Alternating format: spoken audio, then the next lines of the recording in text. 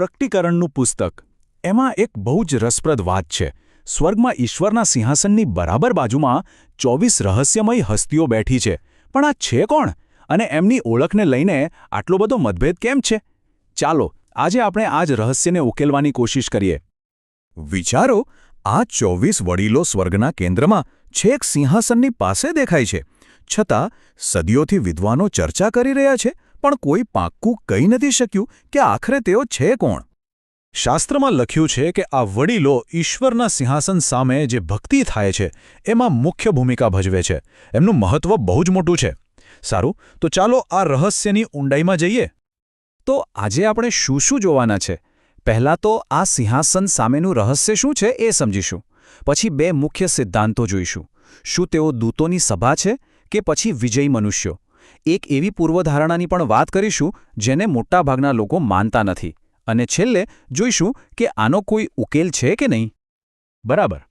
તો કોઈ પણ રહસ્યને ઉકેલવું હોય તો શરૂઆત ક્યાંથી કરવી પડે? જ્યાંથી એ શરૂ થયું હોય ત્યાંથી. તો ચાલો સૌથી પહેલાં એ જોઈએ કે પ્રકટીકરણના પુસ્તકમાં આ વડીલોનું વર્ણન કેવી રીતે કરવામાં આવ્યું છે. તો જુઓ, એમનું વર્ણન કંઈક આવું છે. એ 24 સિંહાસનો પર બેઠા છે, અને એ પણ ઈશ્વરના મુખ્ય સિંહાસનની આસપાસ.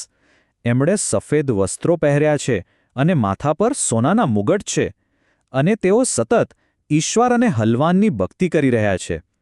આ બધું શું બતાવે છે કે બ્રહ્માંડની સત્તાના કેન્દ્રમાં એમનું સ્થાન કેટલું ઊંચું અને સન્માનનીય છે. હવે આવે છે પહેલો અને સૌથી પ્રચલિત સિદ્ધાંત. આ સિદ્ધાંત મુજબ આ 24 વડીલો માણસો છે જ નહીં, પણ એ તો સ્વર્ગના કોઈ ઉચ્ચ કક્ષાના દૂતોનો સમૂહ છે. જે લોકો માને છે કે આ વડીલો દૂતો છે, એમની પાસે 3 મજબૂત દલીલો છે. પહેલી, એમના દેખાવાનો સમય. બીજી, એમની ભૂમિકા, એટલે કે એ લોકો શું કામ કરે છે. અને ત્રીજું, એમના હાથમાં જે સાધનો છે એ. આ સમયવાળો મુદ્દો ખરેખર બહુ જ મહત્વનો છે.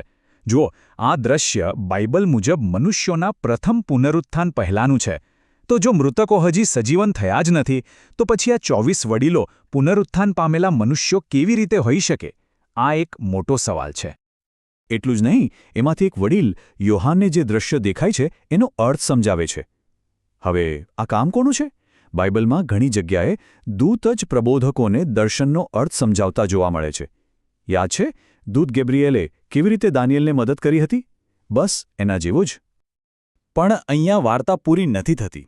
એક બીજો સિદ્ધાંત છે જે એટલો જ મજબૂત છે, અને એ કહે છે કે ના, આ વડીલો દૂતો નથી, એ તો આપણે બધા જેવા જ મનુષ્યો છે, પણ એવા મનુષ્યો જેમણે પોતાના જીવનમાં શ્રદ્ધા દ્વારા વિજય મેળવ્યો છે. હવે જે લોકો આમને મનુષ્ય માને છે એમની દલીલો પણ સાંભળવા જેવી છે. મુખ્યત્વે 2 વાતો પર ભાર મૂકવામાં આવે છે. એક તો એમને જે વડીલનું શીર્ષક આપ્યું છે એના પર, અને બીજું એમણે જે ખાસ પ્રકારના મુગટ પહેર્યા છે એના પર. આ મુગટવાળી વાત ખરેખર રસપ્રદ છે. ગ્રીક ભાષામાં એમના મુગટ માટે સ્ટેફાનોસ શબ્દ વપરાયો છે. આ એવો મુગટ છે જે કોઈ ખેલાડીને કે સૈનિકને મોટી જીત પછી, સંઘર્ષ પછી આપવામાં આવે. હવે વિચારો, દૂતોને આવો સંઘર્ષ કરવાની જરૂર નથી. સંઘર્ષ અને પરીક્ષાઓમાંથી તો મનુષ્યો પસાર થાય છે, ખરું ને? અને પેલી શીર્ષકની વાત, એ તો એનાથી પણ વધારે સ્પષ્ટ છે.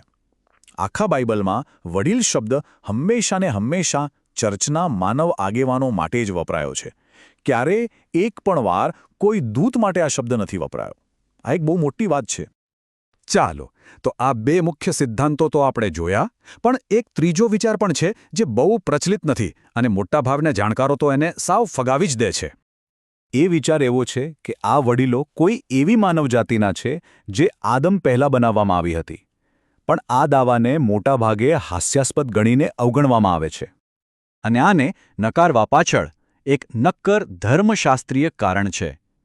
બાઇબલ મુજબ આદમનું સર્જન એક ખાસ હેતુ માટે થયું હતું.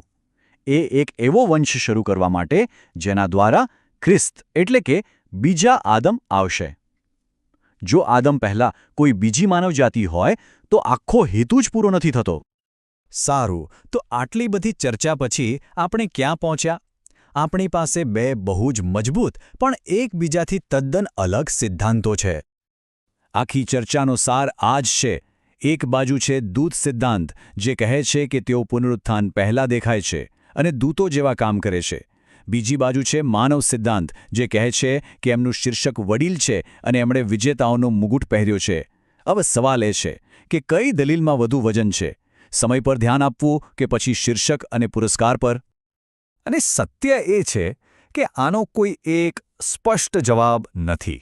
શાસ્ત્રમાં બંને સિદ્ધાંતોને ટેકો આપતા પુરાવા મળે છે. એટલે જ તો 24 વડીલોની સાચી ઓળખ પ્રકટીકરણના સૌથી મોટા વણઉકેલ્યા રહસ્યોમાંથી એક બનીને રહી ગઈ છે. પણ કદાચ આનો જવાબ શોધવા કરતાં પણ વધારે મહત્વનું એ વિચારવું છે કે આ બંને શક્યતાઓ આપણને શું શીખવે છે.